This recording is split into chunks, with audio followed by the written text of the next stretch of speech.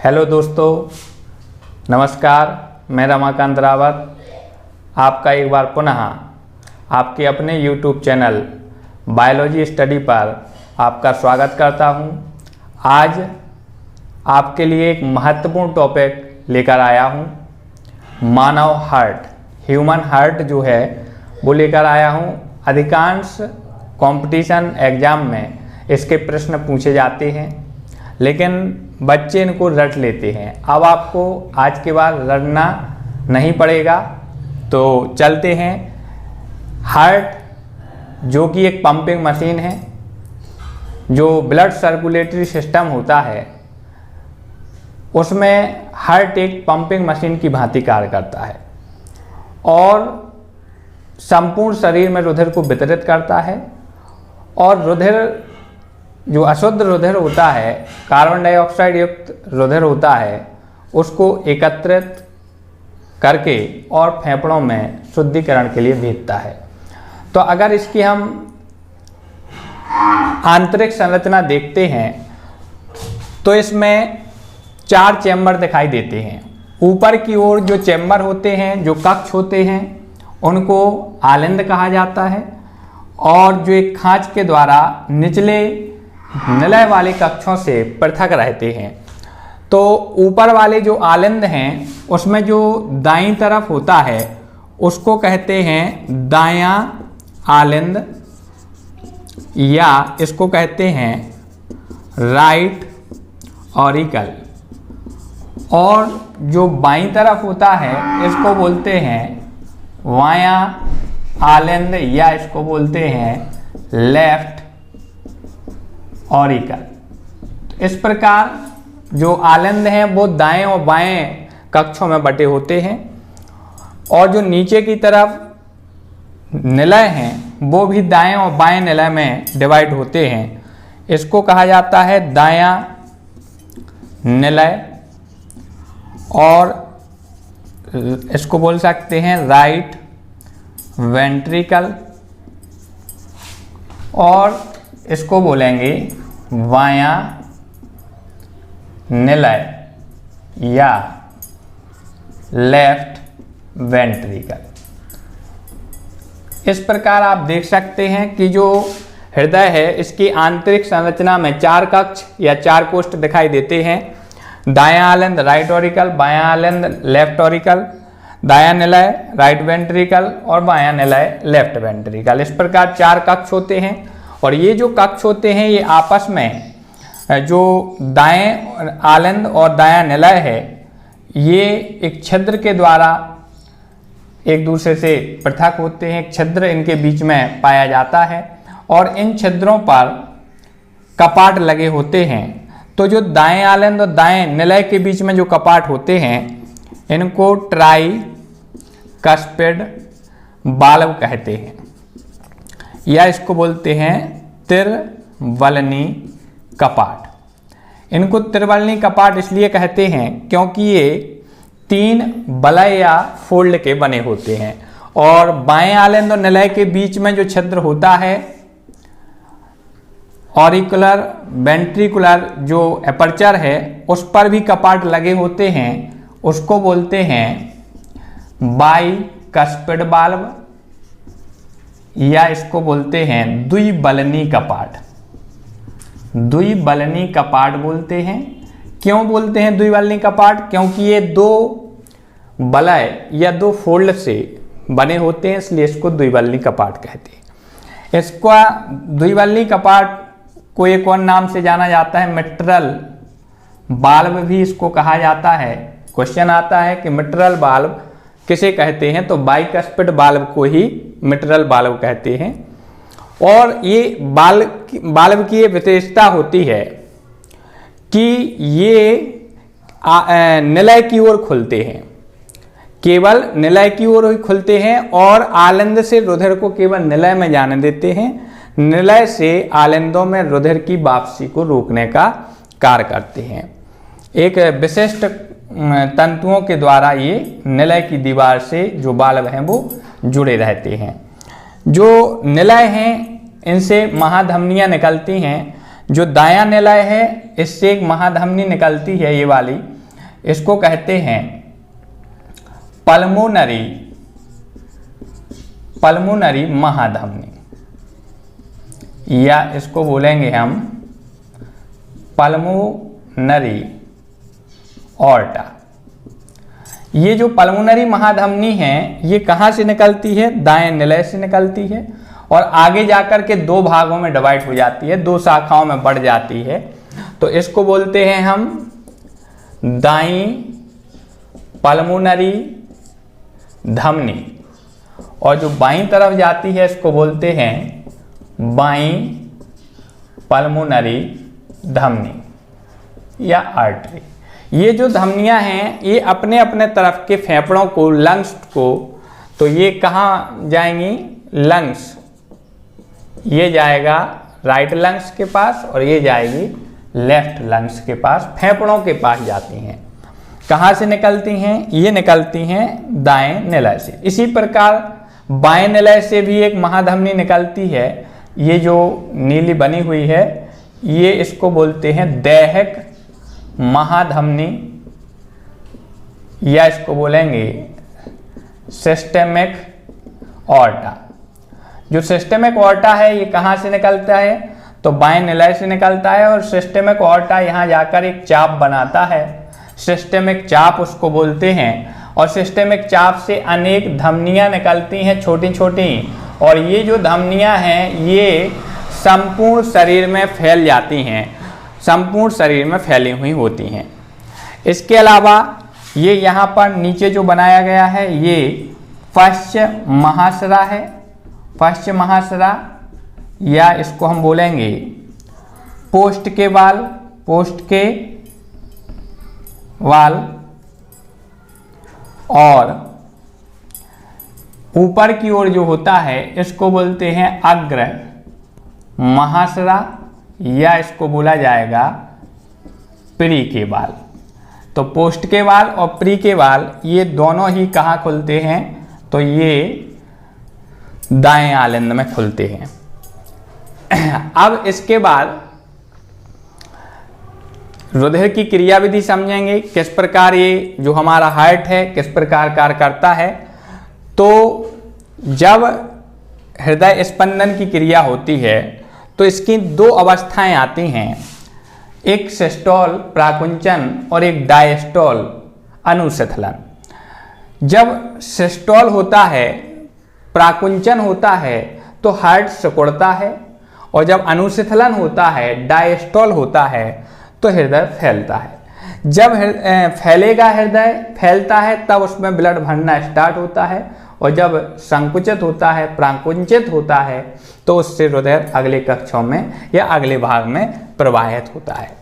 तो सबसे पहले जो हमारे शरीर का जो अशुद्ध रुधिर है वो हार्ट के ऊपरी वाले भागों, हार्ट से ऊपर जितना भी सिर है, गर्दन है, जितना भी हमारे हार्ट से ऊपर शरीर का भाग होता है, उनकी जो सिराएं हैं वो अशुद्ध रुधिर को लाती हैं, और सभी सिराएं अग्र महासरा में अशुद्ध रुधिर को प्रीकेवाल में पहुंचा देती हैं, और ये जो प्रीकेवाल है एक छिद्र के माध्यम से दाएं आलिंद में अशुद्ध रुधिर को लाता है। इसी प्रकार हार्ट से नीचे वाले जितने भी भाग हैं, पाँव वगैरह, पैर हैं, उनमें जो सिराएं हैं वो अशुद्ध रुधिर को पश्चिम महासरा में छोड़ती हैं और पोस्ट के बाल में छोड़ती हैं, और इसके बाद जो रुधिर है ये पश्चिम महासरा खुलती है एक छिद्र के माध्यम से दाएं आलिंद में, राइट ऑरिकल में, अर्थात जो शरीर का। और एक और कोरोनरी साइनस होता है, जो हृदय की दीवारों से जो अशुद्ध रुधिर है वो एक छिद्र के द्वारा यहाँ पर खुलता है। तो आप समझेंगे संपूर्ण शरीर का जो अशुद्ध रुधिर है वो सिराओं के माध्यम से कहाँ आ जाता है? दाहिने आलिंद में आ जाता है, राइट ऑरिकल में आ जाता है। और इसी प्रकार जो शरीर की जो फेफड़े होते हैं, राइट और लेफ्ट जो लंग्स होते हैं, उनसे पल्मोनरी सिराएं निकलती हैं। ये पल्मोनरी सिराएं हैं। तो ये जो पल्मोनरी शिराएं हैं, ये दाईं पल्मोनरी शिरा है, राइट पल्मोनरी वेन्स, और ये बाईं पल्मोनरी शिरा होती है। तो ये निकलती है लेफ्ट लंग्स से। तो शुद्ध रुधिर को कहाँ, ये खुलती हैं यहाँ पर, जो शिराएं हैं पल्मोनरी शिराएं वो खुलती हैं कहाँ, बाएं आलंद में, लेफ्ट ऑरिकल में खुलती हैं। लेफ्ट ऑरिकल में ये खुलेंगी और यहाँ पर शुद्ध रुधिर को पहुँचाएंगी। तो यहाँ पर आप देख सकते हैं कि शरीर की शिराएं जो हैं वो यहाँ पर अशुद्ध रुधिर को पहुँचाएंगी और यहाँ पर फेफड़ों के द्वारा क्या पहुँचा दिया जाएगा, तो प्योर ब्लड, जो शुद्ध रुधिर है। शुद्ध रुधिर किसे कहते हैं, जो ऑक्सीजन युक्त रुधिर होता है उसको शुद्ध रुधिर कहते हैं, और जो कार्बन डाइऑक्साइड युक्त रुधिर होता है उसको अशुद्ध रुधिर कहते हैं। तो यहाँ पर देखेंगे कि हमारे जो आलंद हैं वो रुधिर से भर गए हैं। अब इनमें संकुचन होगा, प्राकुंचन होगा, सिस्टोल अवस्था आएगी। सिस्टोल अवस्था आने से ये सिकुड़ेंगे और सिकुड़ने से जो कपाट हैं, जो बाल्ब हैं, ट्राइकस्पिड बाल्ब और बाइकस्पिड बाल्ब, ये खुल जाएंगे और दोनों आलंदों का जो रुधिर है अपने अपने तरफ के निलय में चला जाएगा। तो दाएं आलंद से दाएं निलय में अशुद्ध रुधिर आएगा और बाएं आलंद से बाएं निलय में शुद्ध रुधिर आएगा। और इसके बाद जब निलय संकुचित होंगे, सिस्टोल अवस्था में आएंगे, तो यहाँ से यहाँ लगे होते हैं दोनों ही महाधमनियों के आधार पर, यहाँ और यहाँ दोनों ही महाधमनियों के आधार पर जो कपाट लगे होते हैं उनको अर्धचंद्राकार कपाट कहते हैं। यहाँ पर दोनों दैहिक महाधमनी के आधार पर और पल्मोनरी महाधमनियों के आधार पर जो कपाट हैं वो अर्धचंद्राकार कपाट या सेमी लुनार बाल्ब कहते हैं। ये जो सेमी लुनार बाल्ब हैं ये महाधमनियों के आधार पर होते हैं। तो जब इनमें प्राकुंचन होगा निलय में तो ये कपाट खुलेंगे और इनके कपाट से खुलने से जो अशुद्ध रुधिर है दाएं निलय का वो चला जाएगा पल्मोनरी महाधमनी में, और पल्मोनरी महाधमनी से अपने अपने तरफ के फेफड़ों में रुधिर पहुंचा दिया जाता है शुद्ध करने के लिए, और जो शुद्ध रुधिर है वो दैहिक महाधमनी के द्वारा शरीर के विभिन्न भागों में पहुंचा दिया जाता है। तो इस प्रकार शुद्ध अशुद्ध रुधिर जो है वो प्रवाहित होता रहता है। आप देख सकते हैं कि हमारे हृदय के दाहिने भाग में अशुद्ध रुधिर बहता है और बाएं भाग में शुद्ध रुधिर बहता है। इसी को डबल सर्कुलेटरी सिस्टम कहते हैं, दोहरा रुधिर परिसंचरण कहते हैं। अब इससे संबंधित जो प्रश्न हैं वो परीक्षाओं में, विभिन्न प्रतियोगी परीक्षाओं में पूछे जाते हैं, तो वो इसमें हम बताएंगे आपको। तो सबसे पहले आपने देखा, हमने बताया कि जितनी शरीर में शिराएं हैं सभी शिराओं में अशुद्ध रुधिर बहता है, लेकिन पल्मोनरी शिराएं, जो पल्मोनरी शिरा है इनमें शुद्ध रुधिर बहता है। क्यों बहता है शुद्ध रुधिर? क्योंकि ये रुधिर लंग्स से रुधिर को आलंद में बाएं आलंद में पहुंचाने का कार्य करते हैं। इसी प्रकार जो धमनियां हैं, धमनियों में यहाँ से ये दैहिक महाधमनी से धमनियां निकलती हैं, संपूर्ण शरीर में फैलती हैं, तो धमनियों में शुद्ध रुधिर बहता है। लेकिन जो पल्मोनरी महाधमनी है ये अशुद्ध रुधिर को ले जाने का काम करती है, फेफड़ों तक पहुंचाने का कार्य करती है। तो ये प्रश्न पूछा जाता है कि निम्नलिखित में से किस में अशुद्ध रुधिर प्रवाहित होता है। और इसके अलावा पूछा जाए दाएं आलंद और दाएं निलय के बीच में जो कपाट है उनको त्रिबलनी कपाट कहते हैं, और बाएं आलंद और निलय के बीच में जो कपाट उनके उनको द्विबलनी कपाट कहते हैं। इसके अलावा ये जो कपाट जब खुलते और बंद होते हैं तो एक आवाज आती है, लब और डब के रूप में वो आवाज सुनाई देती है, और इस आवाज को, इस ध्वनि जो हृदय ध्वनियाँ कहलाती हैं, हार्ट साउंड्स कहलाते हैं, तो इनको एक यंत्र के द्वारा नापा जाता है। उस यंत्र को स्टेथोस्कोप कहते हैं। स्टेथोस्कोप के द्वारा जो हार्ट बीट है तो उसको सुना जाता है। जो डॉक्टर आला के रूप में गले में डाले रहते हैं स्टेथोस्कोप कहलाता है। उसी से ये ध्वनियाँ, हृदय जो ध्वनि हैं वो सुनाई देती हैं। और अगर हार्ट ठीक प्रकार से कार्य कर रहा है तो ये लब और डब के रूप में सुनाई देंगी, और अगर हार्ट ठीक प्रकार से कार्य नहीं कर रहा है तो मरमर के रूप में आवाज़ सुनाई देती है। इसके अलावा जो प्रश्न पूछा जाता है इसमें कि स्फिग्मोमैनोमीटर जो ब्लड प्रेशर होता है एक सामान्य व्यक्ति का, जो एक वयस्क व्यक्ति जिसकी उम्र 25 वर्ष के करीब है, उसका जो ब्लड प्रेशर है वो होता है, जो बीपी है वो होता है 120/80 mmHg। 120/80 mmHg जो है वो ब्लड प्रेशर होता है एक वयस्क व्यक्ति का। mmHg मतलब मिलीमीटर और Hg मतलब पारा, मिलीमीटर पारा, जिसमें 120 प्राकुंचन दाब है और 80 जो है वो अनुशीतलन दाब कहलाता है। और इसको किसके द्वारा मापा जाता है? स्फिग्मोमैनोमीटर के द्वारा इसको मापा जाता है, इस यंत्र के द्वारा मापा जाता है। और ये जो इसमें हृदय का पेसमेकर जो किस प्रकार प्राकुंचित होता है, किस प्रकार अनुशीतलित होता है, कैसे ये कार्य करता है, तो इसको बता दें कि इसके दाहिने आलिंद में पेशियों की बनी एक गांठ होती है। इसके दाहिने आलिंद में पेशियों की बनी एक गांठ होती है जिसको ऐसे नोड कहते हैं, ऐसे नोड या ऐसे गांठ भी कह सकते हैं, साइनो ऑरिकुलर नोड कहते हैं। इसी से आवेग निकलते हैं, इम्पल्स निकलते हैं और इन आवेगों के माध्यम से पहले दोनों आलिंद संकुचित होते हैं और उसके बाद यहाँ दोनों आलिंद निलय के बीच में एक और गांठ होती है यहाँ पर, इसको बोलते हैं AV node auriculo ventricular node.